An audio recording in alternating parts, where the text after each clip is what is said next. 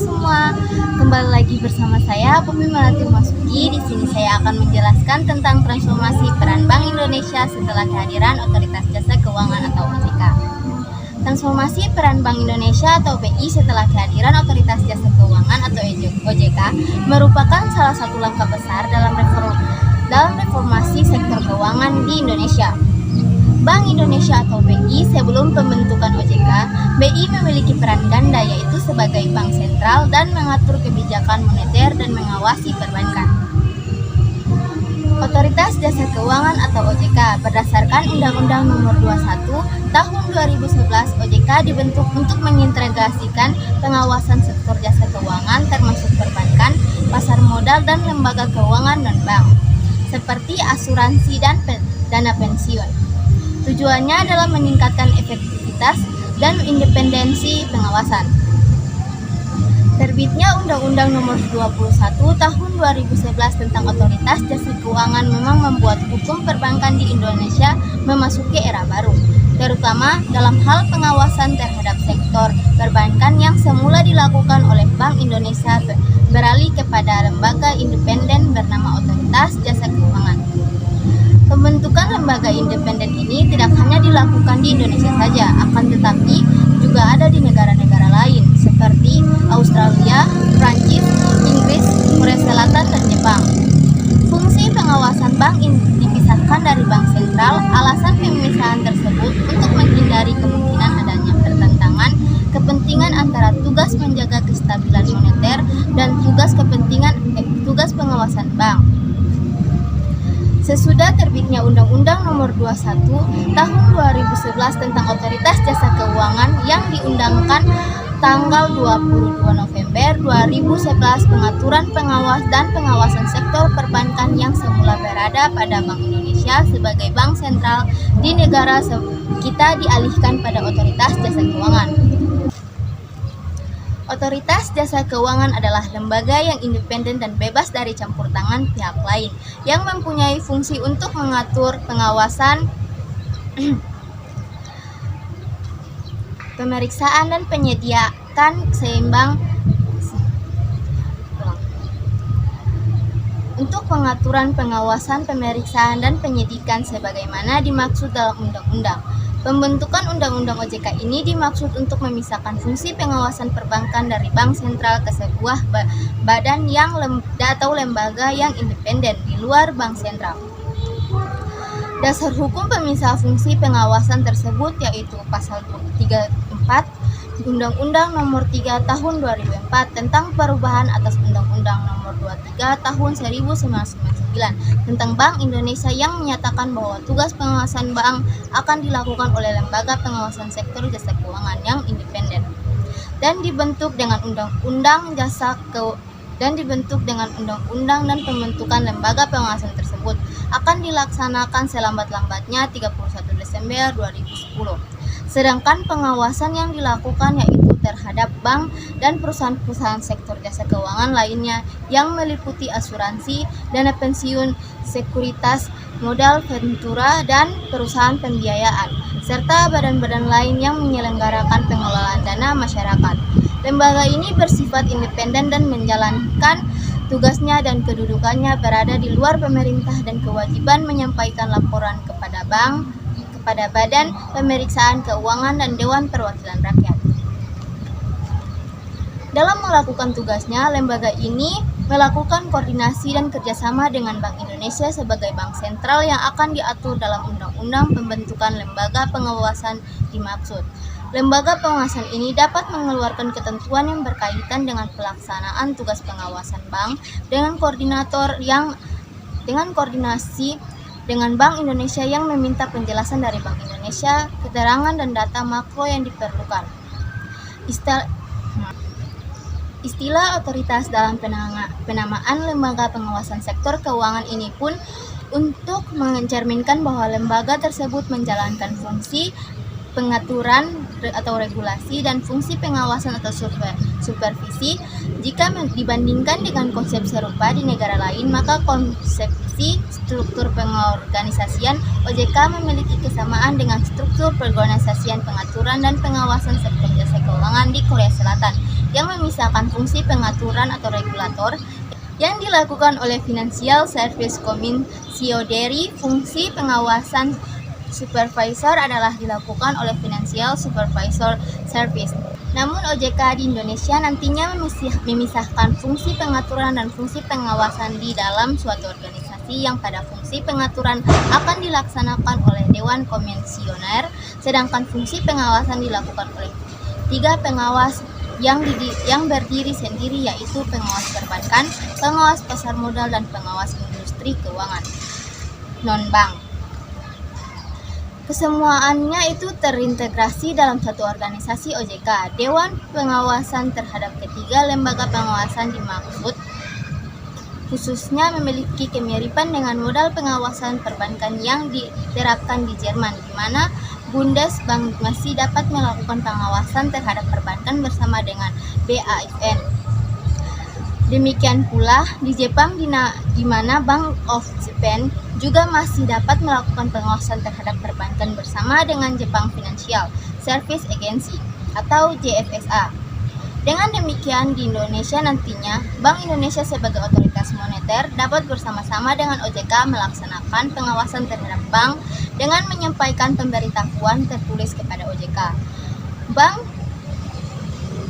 Bahkan Bank Indonesia juga diperkenalkan untuk bersama dengan OJK melakukan pemeriksaan lapangan di suatu bank atau on-site inspection.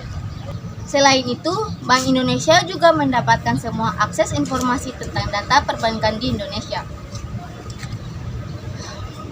Selanjutnya, kita masuk pada sejarah dan kedudukan Otoritas Jasa Keuangan. Bank Indonesia muncul sebelum Indonesia mendapatkan kemerdekaannya, tepatnya sejak tanggal 10 Oktober 1827 di wilayah Hindia Belanda. Bank yang didirikan pemerintah pada waktu itu ialah Dijavski Bank Kedudukan di Batavia. Bank tersebut bukanlah bank memiliki pemerintah Indonesia, namun semua orang yang memiliki jabatan tinggi pada bank tersebut diangkat oleh pemerintah. Tujuan utama pendirian bank tersebut adalah untuk meningkatkan perekonomian pemerintah Belanda. Pada tahun 1951, De Fase Bank dinasionalisasikan dan diganti menjadi Bank Indonesia. Dalam menjaga stabilitas sistem keuangan dan moneter, Bank Indonesia memiliki beberapa fungsi atau tugas utama. Di antaranya adalah menetapkan dan melaksanakan kebijakan moneter, mengatur dan menjaga kelancaran sistem pembayaran, serta melakukan pengaturan dan pengawasan terhadap bank. 3 fungsi tersebutlah yang menjadi 3 pilar utama Bank Indonesia dalam mencapai tujuan tunggal, menjaga kestabilan nilai rupiah, dan mendukung terciptanya stabilitas sebuah lembaga independen negara yang secara umum bertujuan untuk mencapai stabilitas sistem keuangan dan stabilitas moneter di negara ini. Apakah masih diperlukan sebuah lembaga independen dengan negara yang mengatur dan mengawasi industri keuangan juga demi terciptanya hal tersebut? Pasal 1 Undang-Undang Nomor 21 Tahun 2011 menyebutkan bahwa Otoritas Jasa Keuangan yang selanjutnya disingkat dengan OJK. OJK adalah lembaga yang independen dan bebas dari campur tangan pihak lain yang mempunyai fungsi, tugas, dan wewenang pengaturan, pengawasan, pemeriksaan, dan penyidik sebagaimana dimaksud dalam undang-undang ini. OJK juga untuk menjawab tantangan dan kenyataan bahwa produk jasa keuangan yang sekarang ada makin kompleks dan bervariasi. Munculnya gejala konglomerasi perusahaan perusahaan jasa keuangan dan globalisasi industri jasa keuangan. Selain itu, salah satu alasan lainnya tentang rencana pembentukan OJK adalah karena pemerintah beranggapan bahwa BI sebagai bank sentral telah gagal dalam mengawasi sektor perbankan. Awalnya munculnya gagasan pembentukan sebuah otoritas oleh pemerintah yang ingin berbenah diri ternyata sudah ada tempat setelah Indonesia mengalami krisis keuangan yang besar pada tahun 1998.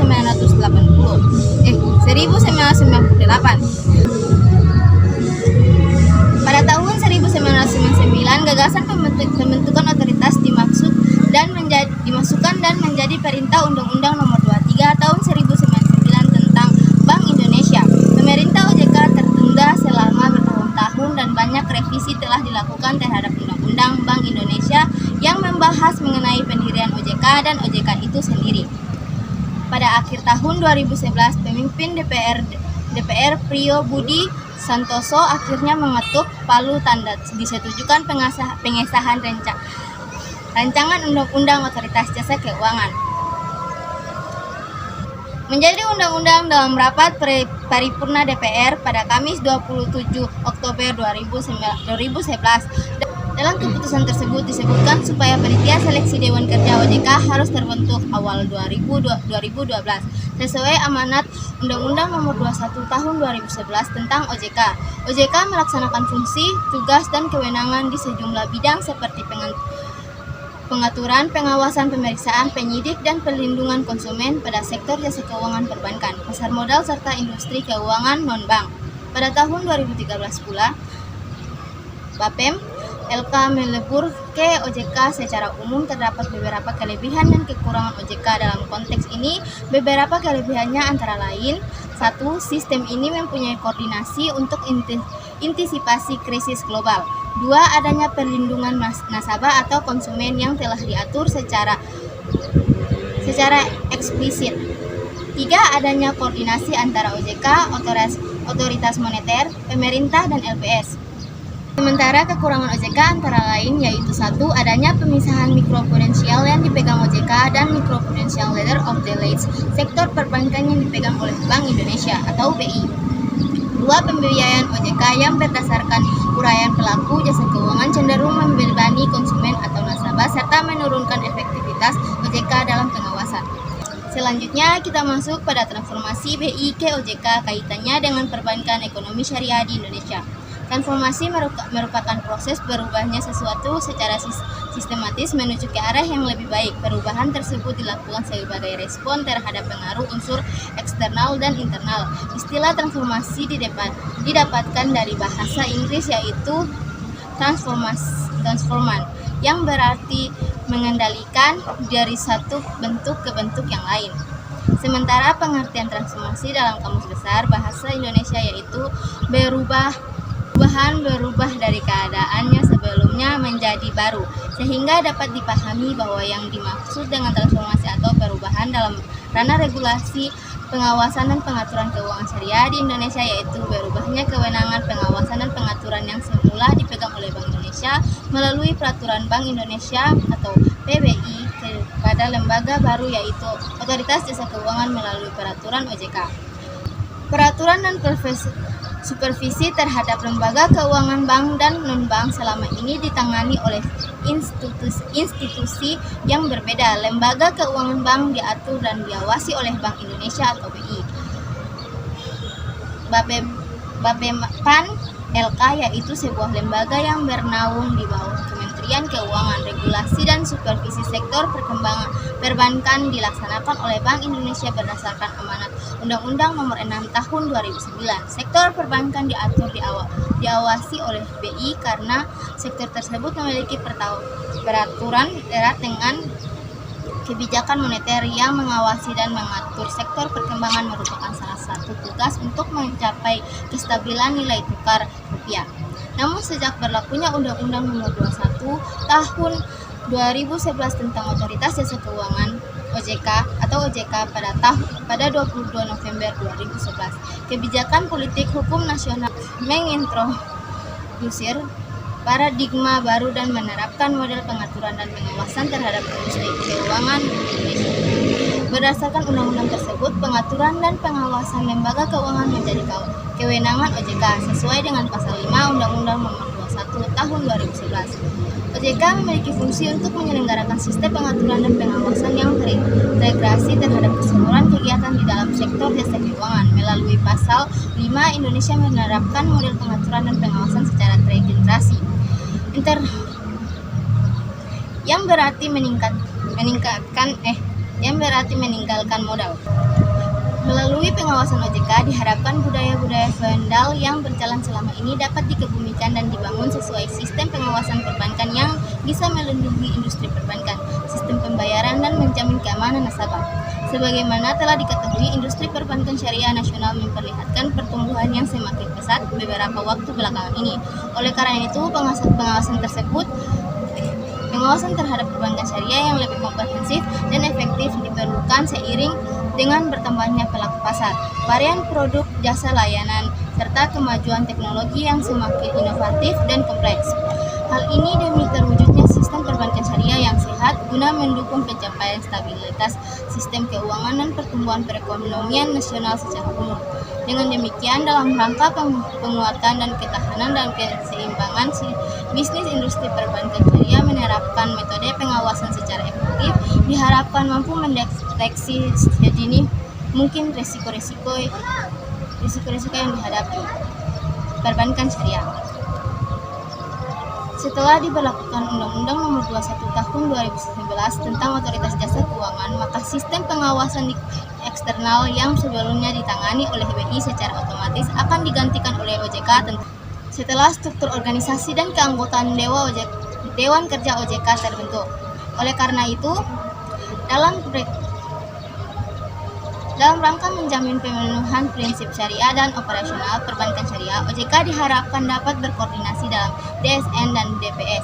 Dewan Syariah Nasional merupakan bagian dari Majelis Ulama Indonesia yang diharapkan dapat membentuk pihak-pihak terkait seperti Departemen Keuangan, Bank Indonesia, dan lain-lain dalam menyusun peraturan dan ketentuan untuk lembaga keuangan syariah.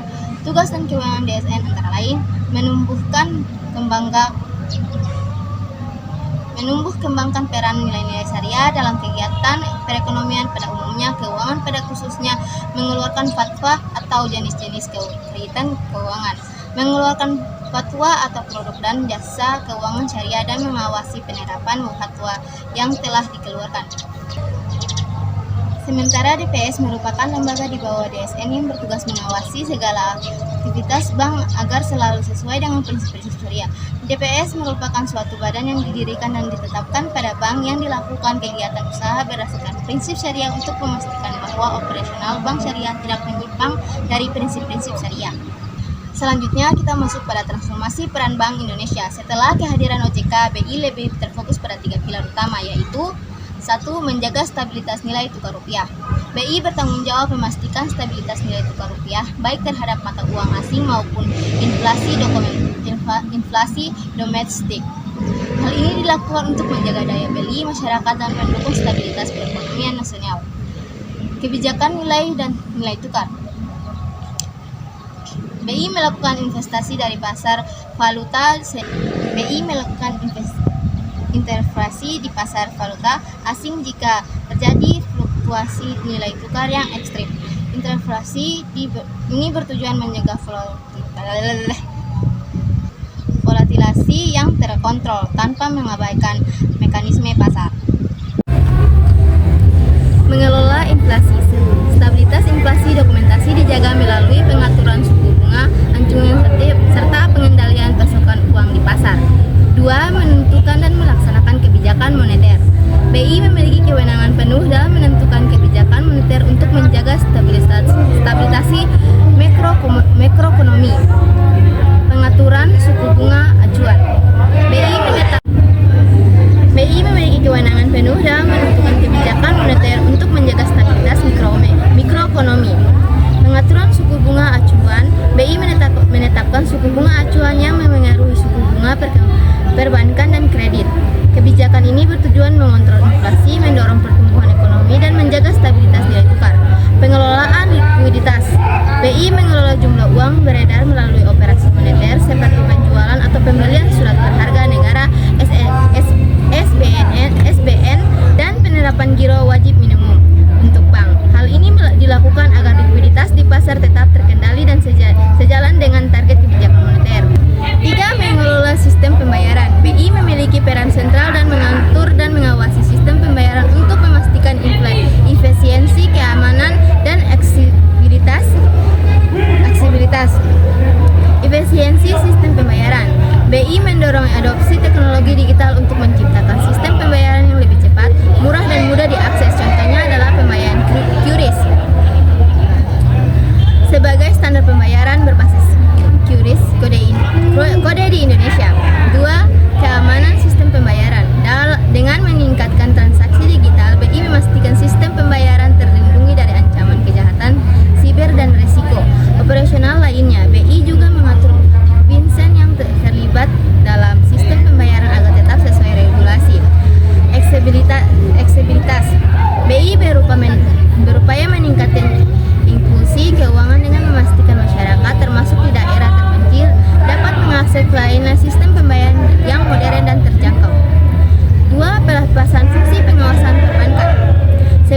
OJK, BI memiliki fungsi pengawasan mikroprudensial terhadap bank. Setelah pembentukan OJK, fungsi ini dialihkan ke OJK yang bertanggung jawab mengawasi perbankan secara keseluruhan.